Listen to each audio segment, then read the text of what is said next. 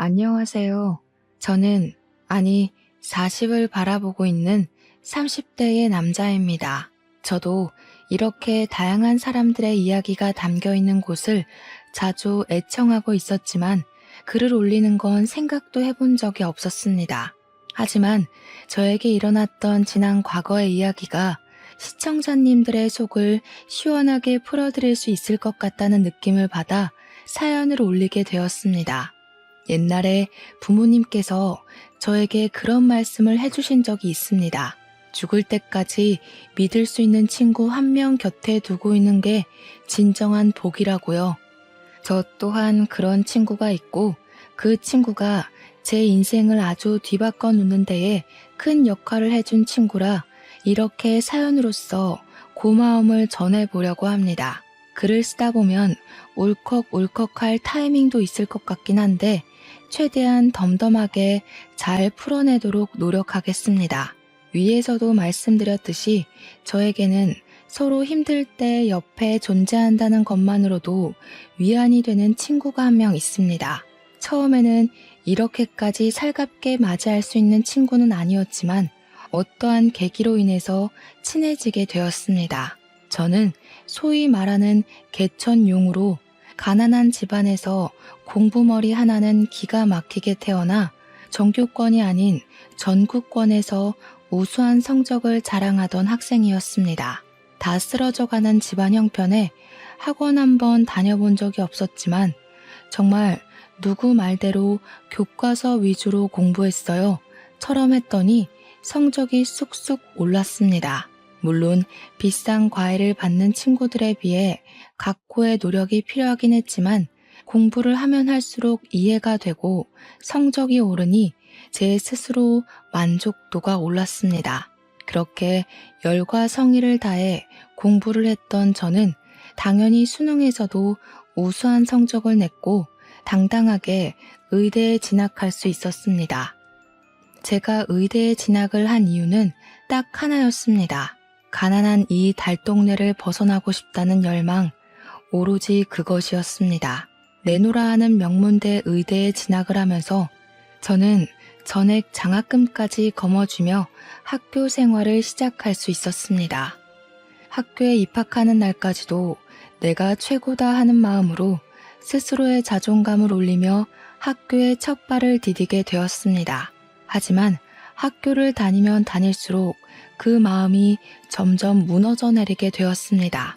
명문대 의대는 사교육에 목숨을 걸고 노력했던 친구들이 널려 있었기 때문이었습니다. 한마디로 공부 잘하는 애들은 널렸고 집안 좋은 애들도 널려 있었습니다. 저처럼 학원 한번 다니지 않고 과외 한번 한 적 없이 남들 풀다 버린 문제집을 주워다가 공부한 애들은 하나도 없더라고요. 중고등학교 때 유학을 다녀오지 않은 아이도 없었고 공부하느라 하루에 3시간씩 자는 애들은 널려 있었죠.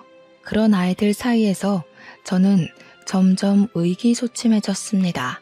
특히 조기 유학을 다녀온 아이들끼리 영어 발음을 가지고 지적할 때 저는 엄청나게 위축이 되었죠.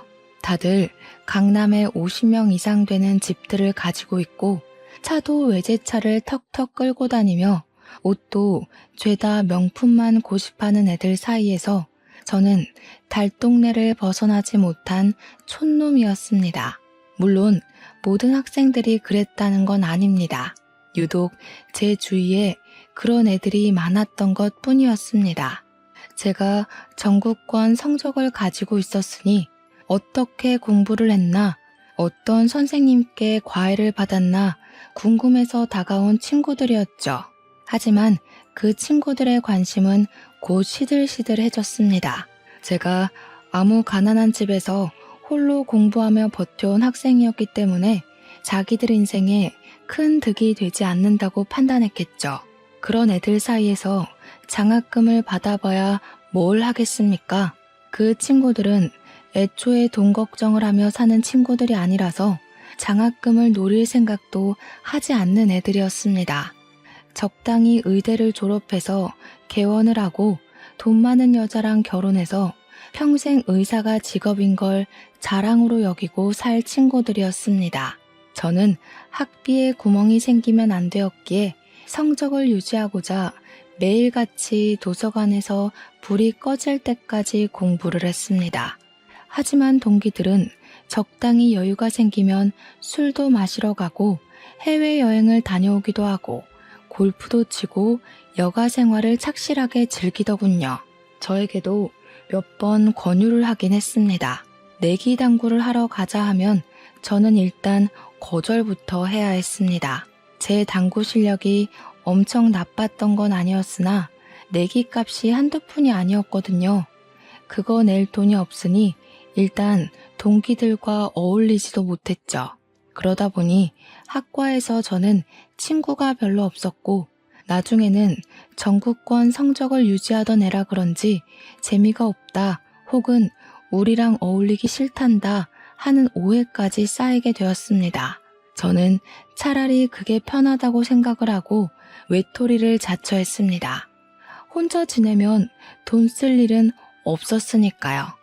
돈이 없어서 삼각김밥 하나 먹으면서 집중해서 공부를 할 때 그들의 눈에는 밥 먹을 시간이 아까워 대충 삼각김밥으로 허기만 달래고 공부하는 애로 찍혔습니다.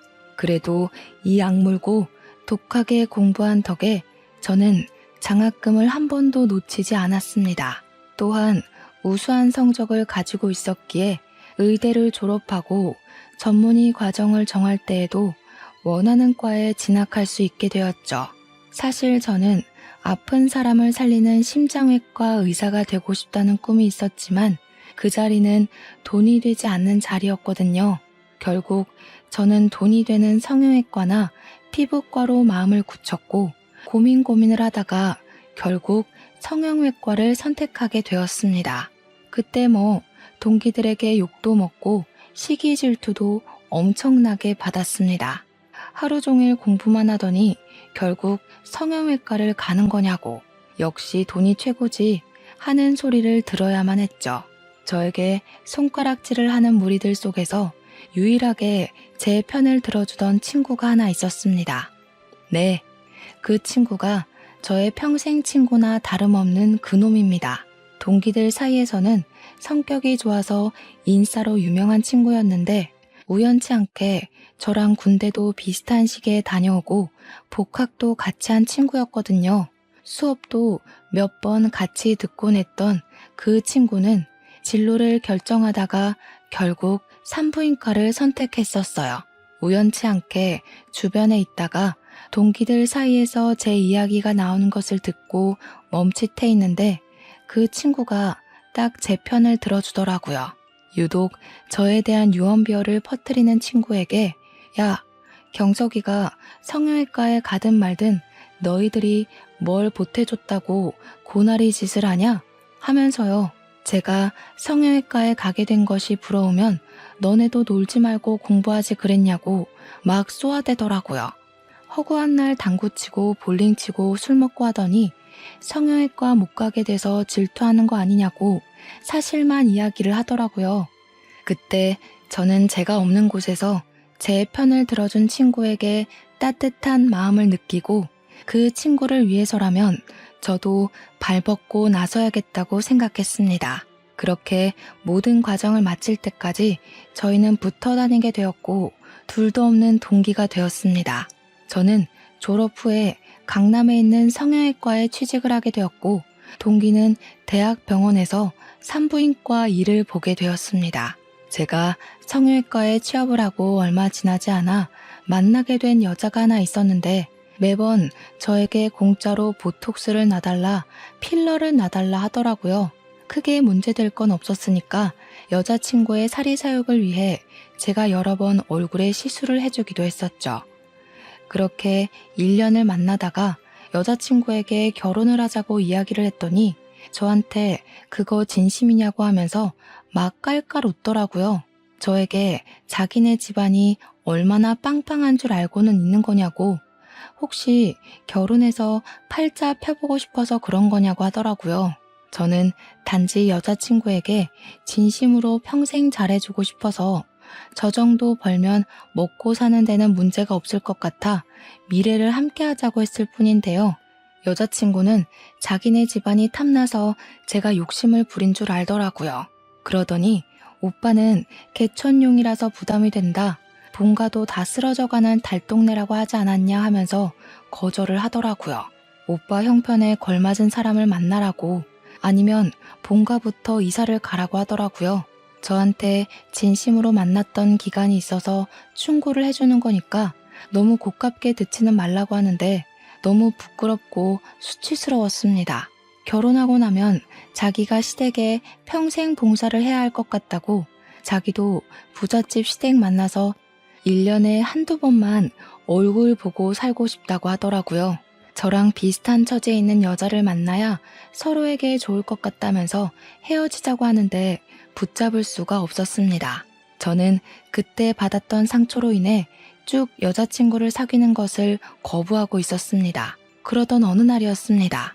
평소와 다름없이 수술과 진료를 마친 뒤 퇴근을 하려고 나섰는데 산부인과에 간 제 동기 명철이한테서 전화가 온 겁니다.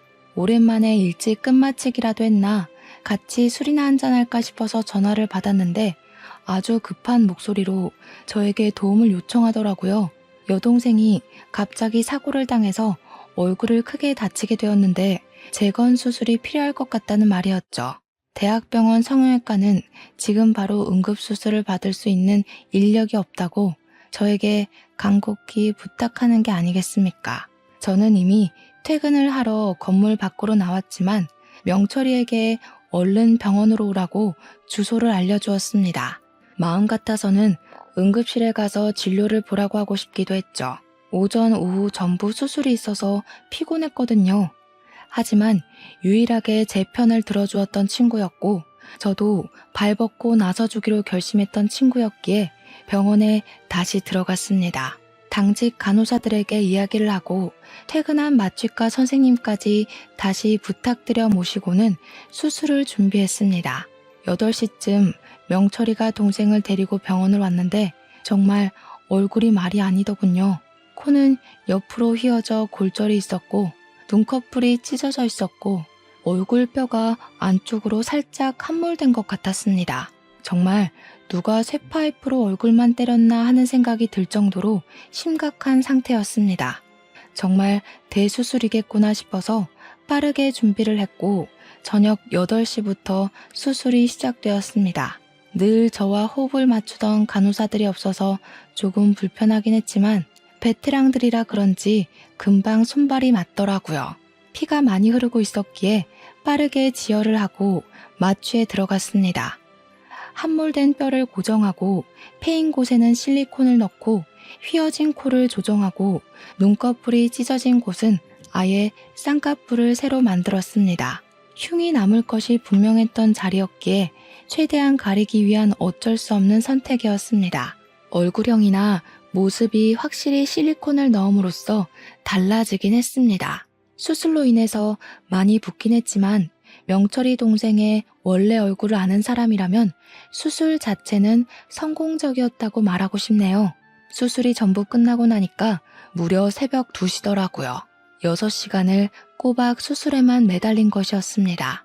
저는 제 일을 도와준 간호사와 마취과 의사에게 진심으로 감사함을 전하고 미안한 마음으로 1인당 50만 원의 금일봉을 지급했습니다.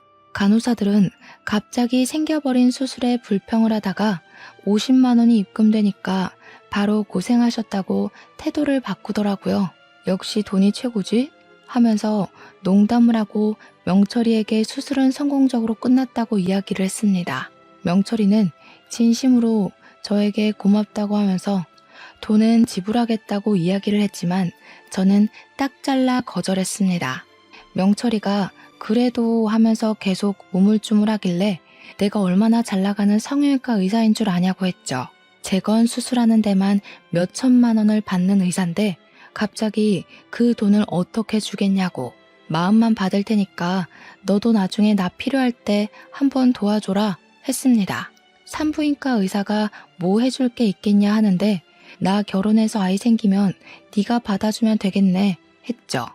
명철이가 막 웃으면서 너 연애 안 하고 비혼으로 살겠다더니 진심이냐 하더라고요. 그럼 나중에 술이나 한 잔 사라 하면서 여동생은 오늘 태어날 수 없다고 이야기를 했습니다.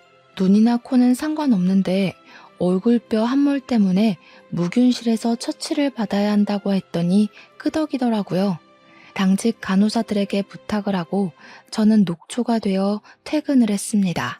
그 뒤로 출근을 하면 매일같이 무균실에 들어가서 명철이 동생의 상태를 확인했고 추가 수술은 필요가 없는지 잘 안 오는지 지켜보고 있었습니다. 코가 골절이 된 부분은 보이지 않게 절개 수술을 했는데 안화골절은 어쩔 수 없이 볼에 흉터가 남았습니다. 저는 그 흉이 티가 나지 않도록 옅게 패인 부분은 흉터 치료를 하고 깊은 부분에는 보조개를 만드는 것이 어떻겠냐고 물어보았습니다. 명철이 동생은 끄덕였고 보조개 수술을 시작했고요. 그건 뭐 거의 시술이나 다름없어서 30분 안에 끝났습니다. 명철이는 말끔해진 동생의 얼굴을 보고 조금 낯설어 하면서도 성형의 힘이 이렇게 중요한 거라고 동생에게 장난을 치더라고요. 저에게 진심으로 고맙다 하는 말도 잊지 않았죠. 명철이 동생은 수술한 지 열흘 만에서야 퇴원을 할 수 있었고 얼굴에 멍이 많이 남아있어서 멍에 바르는 크림을 꼭 쓰라고 설명도 아끼지 않으셨습니다. 그 비용은 모두 제 개인비로 처리를 했기에 뼈아픈 손실이 당연히 일어났지만 명철이가 제 편을 들어줬었던 지난날을 생각하면 아깝지 않았습니다. 그날 이후로 가끔 가다 명철이를 만나서 술도 한잔하고 밥도 먹고 했는데 여동생이 정말 미인이 되어서 가끔 낯설기도 하다고 하더군요. 제가 어떻게 사고가 났길래 다른 데는 멀쩡하고 얼굴만 그렇게 된 거냐고 아무리 생각해도 이상하다고 했죠.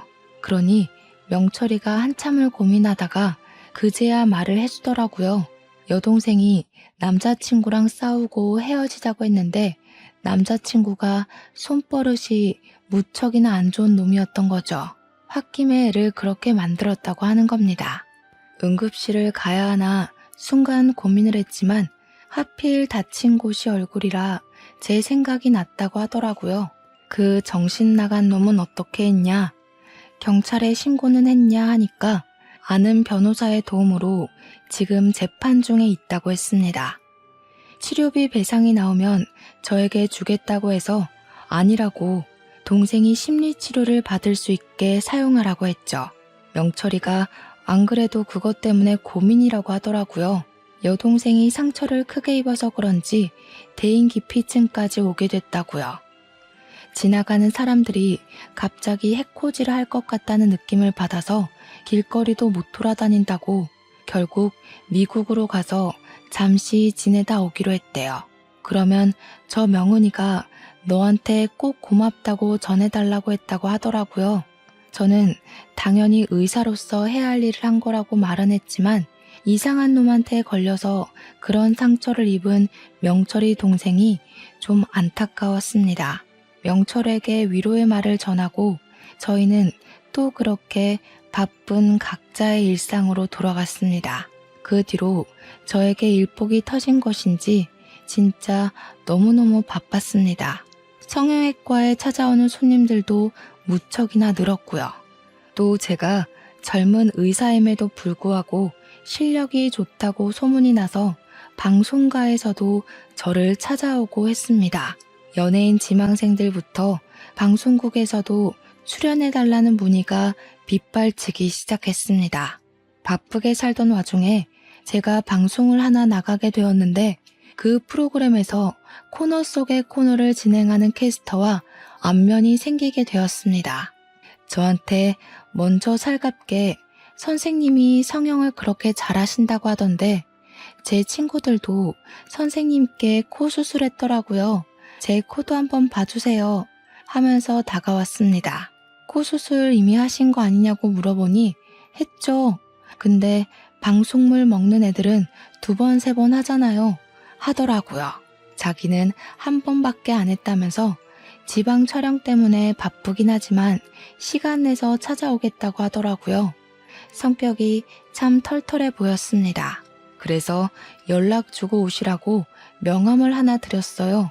그 뒤로 연락이 왔는데 성형 얘기는 물어보지도 않고 제 개인사를 막 물어보더라고요. 원래 성형외과 의사들이 엄청난 재력가 집안 자제들이라는데 그거 루머죠? 하면서 말이죠. 그래서 제가 네, 루머예요. 저도 개천용인데요. 했더니 어머, 나 개천용 정말 좋아. 그거야말로 진짜죠. 자기 관리 잘하고 자기 일 열심히 한 사람의 증거 아니겠어요? 너무 멋있다. 그러면서 뭐 자기가 이번에는 전주에 왔는데 여기 비빔밥이 진짜 맛있다고 사진 찍어서 보내주기도 하더라고요. 어떤 날은 오늘 촬영은 산행이 있어요 하면서 산 정상에서 찍은 셀카도 보내주고 하는 게 아니겠습니까? 저한테 자주 연락하고 매력 어필도 꽤 많이 하더라고요. 처음에는 얼떨떨해서 뭐지? 하면서 넘겼는데 저도 점점 이 여자의 연락이 기다려지고 뭐 하는지 궁금하고 그러더라고요. 하루 종일 연락이 없는 날이면 핸드폰에서 시선을 떼질 못하는 저를 발견하고는 헛웃음을 짓기도 했습니다. 한 3일째 연락이 없던 어느 날 제가 궁금해서 먼저 연락을 하게 되었습니다. 성형외과에 한번 오신다더니 안 오세요? 하고 그랬더니 바로 답장이 오는 게 아니겠습니까? 뭐예요? 보고 싶다, 궁금하다, 어디서 뭐하냐, 이런 연락일 줄 알았더니 고객 유치? 이러면서 너스레를 떨더라고요. 그래서 솔직하게 말을 하게 되었습니다. 아닙니다. 궁금했습니다. 보고 싶습니다. 이렇게 남자답게 말이죠. 그랬더니 그분도 보통 성격은 아니신지 저에게 바로 오늘 데이트하자고 요청을 하시더라고요. 뭐 저희 둘이 길 가다가 알아볼 만큼의 유명인사는 아니긴 했지만 간혹 가다가 알아보는 사람들이 있긴 하더라고요. 그래서 마스크도 쓰고 모자도 눌러 쓰고 그러면서 데이트를 즐기기 시작했습니다. 저야 그냥 성형외과 의사라지만 그분은 방송인이니까 괜히 스캔들이라도 터지고 하면 그렇지 않겠습니까? 그렇게 몇 번을 밖에서 만나다가 마음이 깊어지고 연애를 시작하게 되었는데 막상 연애를 시작하고 나니까 이 사람이 얼마나 바쁜 사람인지를 알게 되었습니다. 하루 종일 연락이 되지 않을 때도 있었고 지방 촬영이 일주일에 한 번 이상은 꼭 잡히더라고요. 보고 싶을 때 볼 수 없다는 사실이 조금 슬프게 느껴지긴 했지만 그만큼 제가 이 사람을 사랑하는구나 하고 깨닫게 된 계기도 되었습니다. 전 여자친구에게 한 번 크게 대인 이후로 여자를 믿지 않게 되었었는데 이 사람은 저에게 확신을 주려고 노력하는 사람이었습니다. 연락이 바빠서 안 될 때에도 나중에 꼭 사정을 설명해주고 지방 촬영을 가게 되면 꼭 사진을 보내줘서 확인을 시켜주었습니다.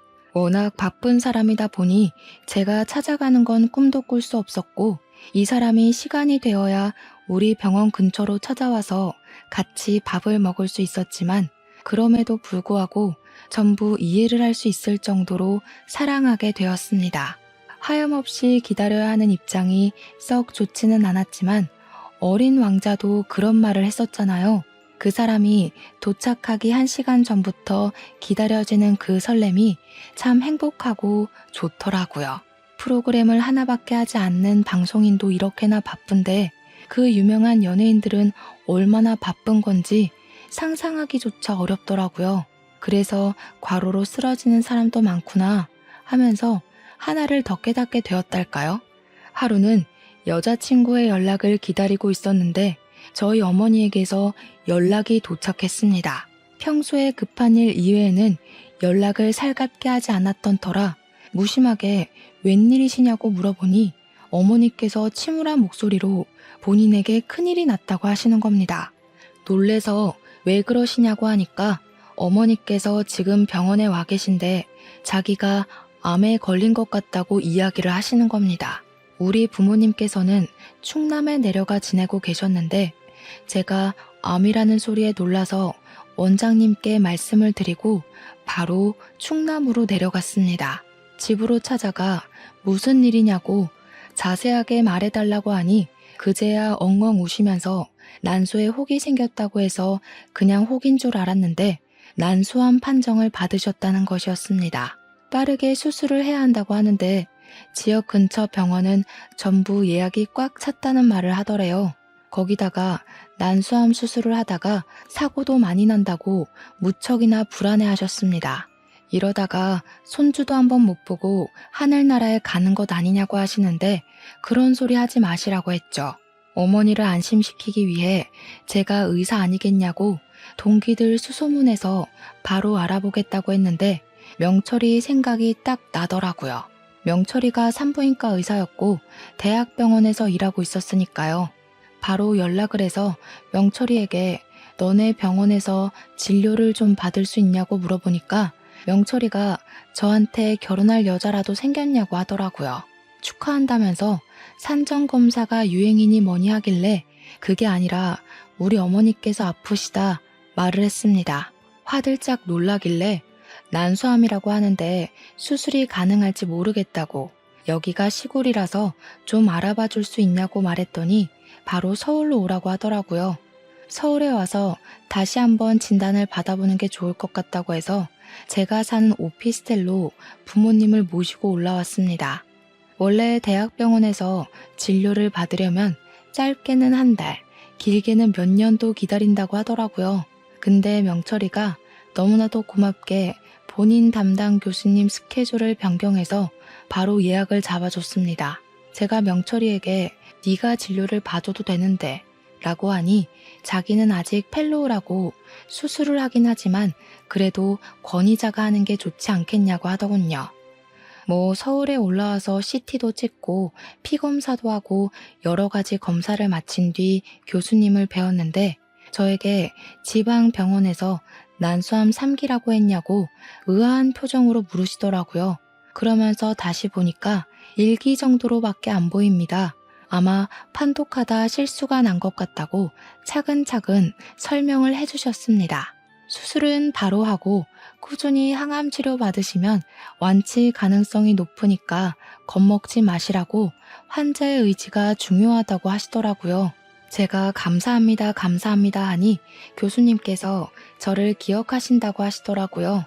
경석이가 명철이네 학번 수석 아니었냐고 심장외과에 관심 있어 하더니 성형으로 갔다고 심장외과 김 교수가 아주 아쉬워했다고 하시면서요.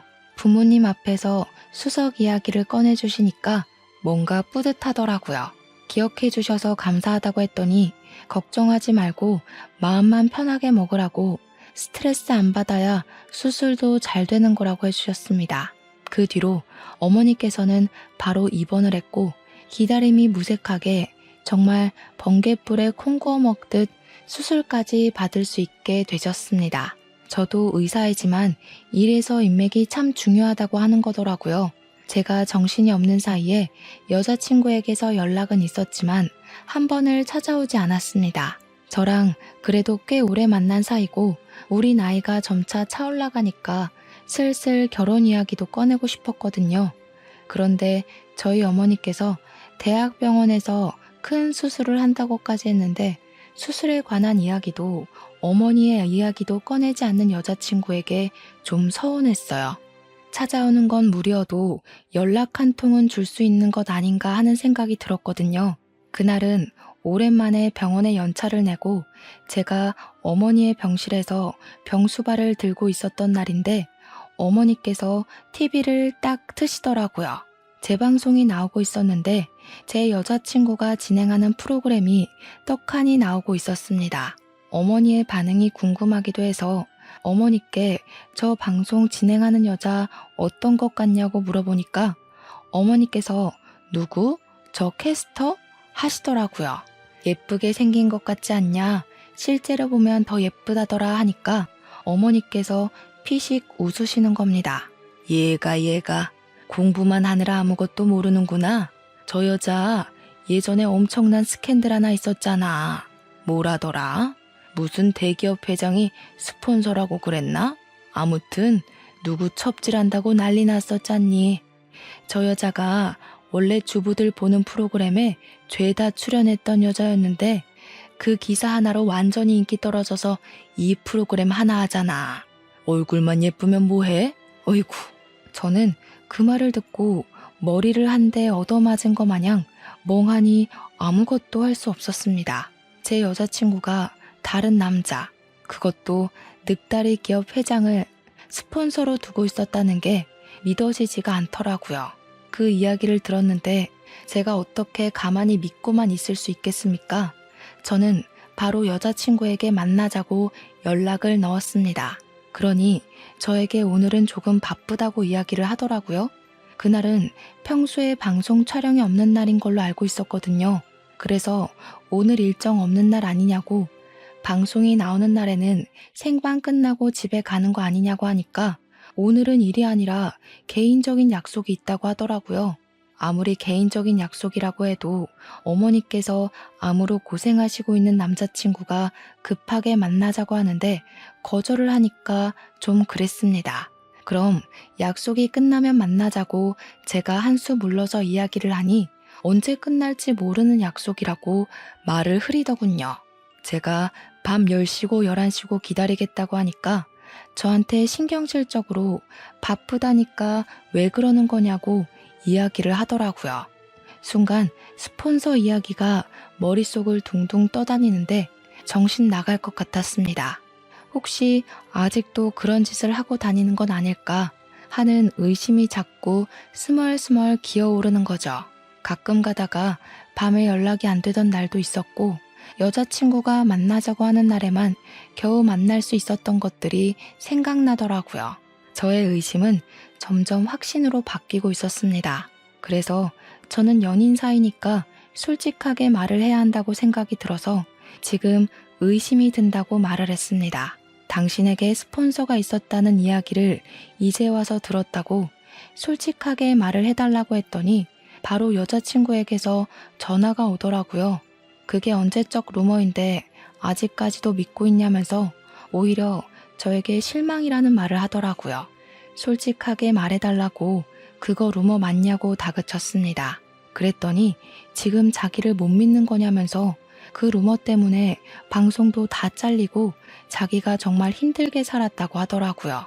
그 대기업 회장이 누구인지 아냐고, 누군지는 안 뜨고 소문만 있는 거라고, 자기가 그 기사를 쓴 기자 명예훼손으로 고소도 했었다고 하더라고요. 그러고는 기분 나쁘니까 나중에 연락하겠다면서 전화를 뚝 끊어버렸습니다. 저는 어머니 병실에 앉아서 그 기자가 누구인지 열심히 검색을 해보았습니다. 기사가 다 내려간 탓에 아무리 찾아도 원본 기사는 찾을 수가 없었고 기사를 쓴 기자도 누군지 찾을 수가 없었습니다. 막막하던 순간에 여자친구의 안티카페가 있을까 싶어서 검색을 해보니 딱 하나가 뜨더라고요. 회원수가 500명뿐인 초라한 안티카페였지만 가입을 해서 글을 찬찬히 살펴보니 떡하니 그 기자의 이름이 적힌 기사가 올라와 있었습니다. 저는 서둘러 확인을 하고 기자 이메일을 찾아서 메일을 남겼습니다. 방송인 유미애 씨의 스폰서 내용을 확인하고 싶다고 말입니다. 그 기자가 다음날 저에게 연락이 와서는 그 기사 때문에 자기가 명예훼손으로 고소를 당해서 벌금도 냈었다고 입 밖으로 꺼내기 싫다고 이야기를 하더라고요. 그래서 솔직하게 저도 오픈을 했죠. 제가 남자친구인데 그 내용으로 과민 반응을 하더라. 좀 수상하다. 자세하게 알고 싶다. 구구절절 말입니다. 만나서 이야기를 하자고 먼저 요청을 하길래 병원으로 와달라고 부탁을 하니 오셨더라고요. 멋쩍게 앉아서 이야기를 들을 수 있었습니다. 유미애 씨, C기업 이 회장이랑 그렇고 그런 사이 맞아요. 제가 직접 찍은 사진도 있었고요. 물론 C기업에서 저한테 수십억대 소송을 걸겠다고 으름장을 내서 2차 폭로는 무기한 중지되었죠. 상대방은 숨기고 기사를 냈는데 명예훼손으로 그 여자가 소송을 걸 줄 알았겠습니까? 덕분에 1,000만 원이나 벌금을 냈어요. 근데 남자친구 맞아요? 왜 이런 걸 캐고 다닙니까? 아무래도 그 스폰이 아직도 이어지고 있는 것 같다는 의심이 들어서 말입니다. 증거는 없지만 밤에 연락이 안 될 때도 있고 촬영이 없는 날에도 촬영한다고 거짓말을 하더라고요. 그 여자 원래 이쪽에서는 유명했어요. C기업 말고도 다른 기업 회장들이랑도 뭐 있을걸요? 아무튼 남자친구라고 하시니 좀 안 됐네. 그냥 빨리 헤어지세요. 그게 똥 피하는 길입니다. 병원 로비에서 그런 이야기를 하고 있는 와중에 명철이가 지나가다가 저를 보고 반갑게 달려왔습니다. 기자분을 보더니 저한테 오 뭐야 여자친구? 하고 물어보더라고요. 그래서 아니라고 기자님이라고 소개를 하니 명철이가 당황해하면서 기자를 왜 만나고 있냐고 성형외과에 무슨 일 생긴 거냐고 물어보더라고요. 명철이까지 속이긴 좀 그래서 솔직하게 이야기를 했습니다. 사실 방송인 유미애가 내 여자친구라고 말이죠. 그랬더니 명철이가 기자를 향해서 잘 만나고 있는 커플 헤어지게 하려고 사생활을 캐는 거냐고 하더라고요. 오해가 단단히 쌓인 것 같아서 그런 거 아니라고 여자친구가 스폰서 일을 한다는 소문을 들어서 확인차 만난 거라고 했죠. 그러니 명철이가 갑자기 유미애? 유미애? 하더니 얼굴이 사색이 되더라고요. 그 표정을 보고 저도 놀라서 뭐 아는 거 있냐고 유미애랑 아는 사이냐고 물어봤더니 명철이가 저한테 이야기를 해주더라고요. 우리 동기 혜성이 있잖아. 혜성이가 몇 년 전에 산부인과를 개업했는데 거기 단골 손님이거든. 제가 명철이한테 너 아직도 혜성이랑 연락하고 지내는 거냐 하니까 명철이가 혜성이가 자기 여자친구라고 하더라고요.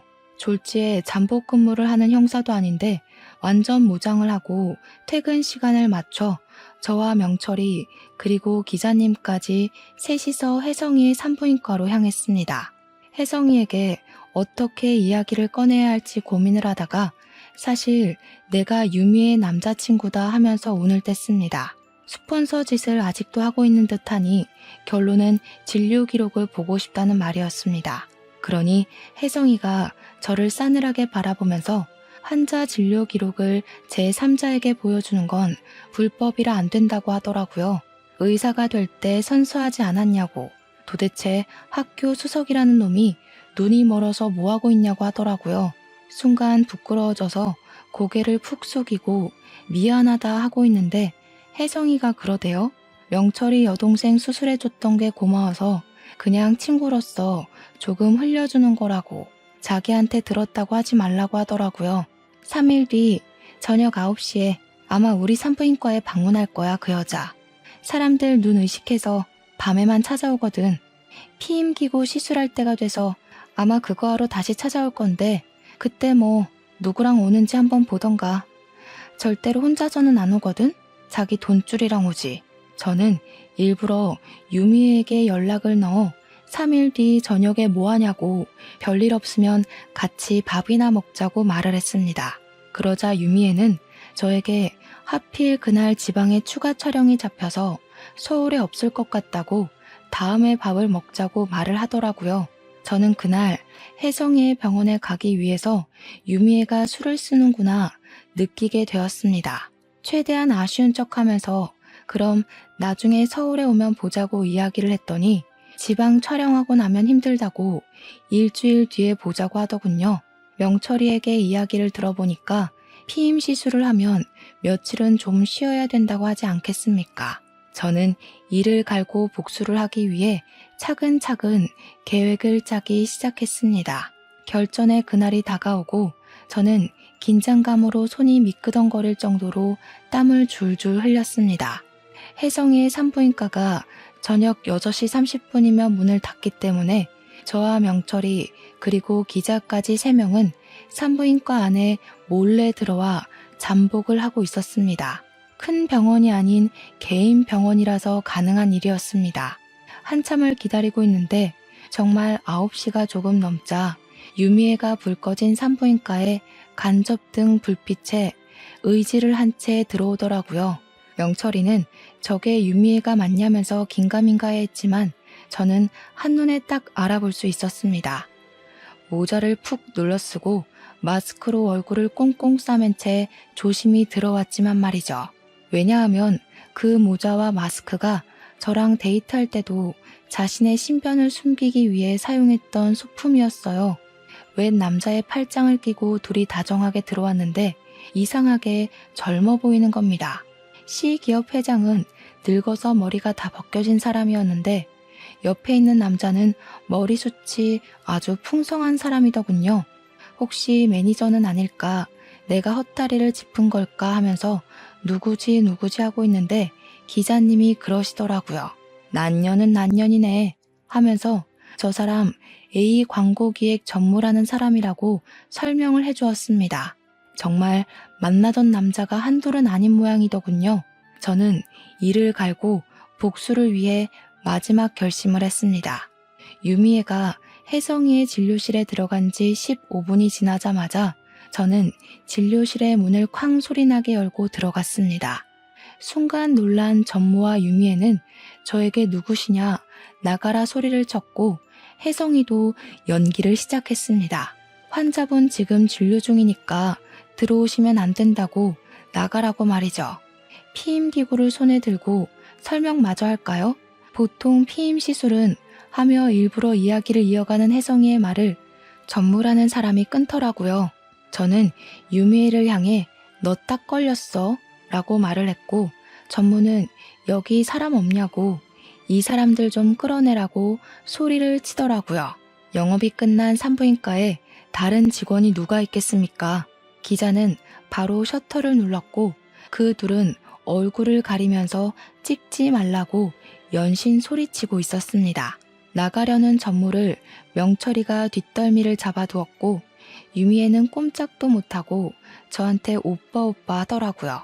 제가 싸늘하게 쳐다보자 갑자기 신경질을 내며 소리를 쳤습니다. 지금 나를 미행한 거야? 여긴 어떻게 알고 찾아온 거야? 그래, 미행했다. 이게 더럽게 스폰을 받고 다녀? 저희 둘이 싸우고 있는데도 전무라는 사람은 본인 신상을 숨기기에 바쁘더라고요. 기자의 카메라를 잡아차려고 하는데 명철이가 막았습니다. 유미애는 저에게 오해하는 거라고 이야기를 했지만 저는 피임기구를 가리키며 저게 어떻게 오해냐고 했죠.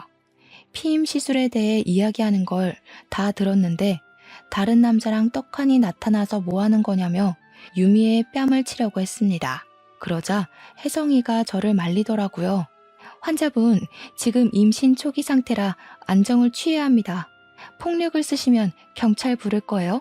저는 그 말에 세상이 무너지는 것 같았습니다.